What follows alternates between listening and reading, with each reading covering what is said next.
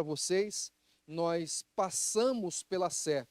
E quando nós chegamos lá, na verdade, nós resolvemos parar numa daquelas rodas que se formam ali.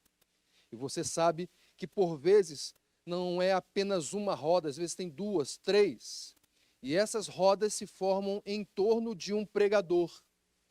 E como eu disse para vocês, eu resolvi naquela ocasião parar numa roda para ouvir um pouco o que estava sendo pregado naquela ocasião.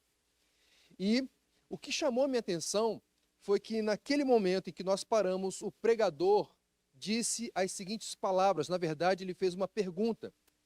Ele perguntou: vocês sabem por que Jó achou graça aos olhos de Deus? E eu pensei, bem, quando ele responder, ele vai anunciar o Evangelho. Mas diferente disso, ele pediu para que um dos seus auxiliares lesse Jó, capítulo 1, versículo 1, que diz o seguinte: na terra de Uz vivia um homem chamado Jó.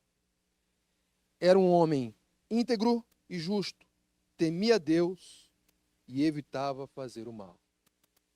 E aí sim, o pregador respondeu à pergunta que ele havia proposto. Por que Jó achou graça aos olhos de Deus?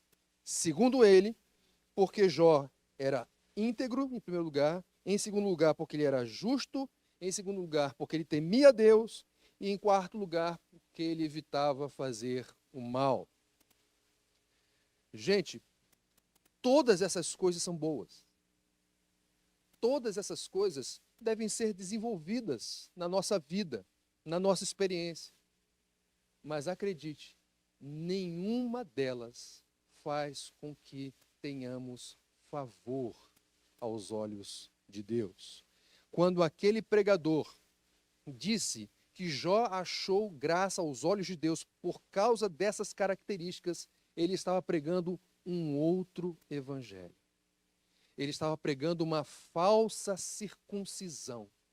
E hoje eu queria pensar com vocês aqui a respeito da verdadeira, a partir de um texto que se encontra lá em Filipenses, capítulo 3.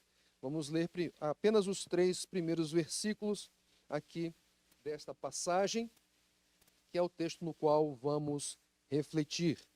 E a ideia que eu quero extrair dessa passagem é a seguinte: a performance humana sobrecarrega e escraviza.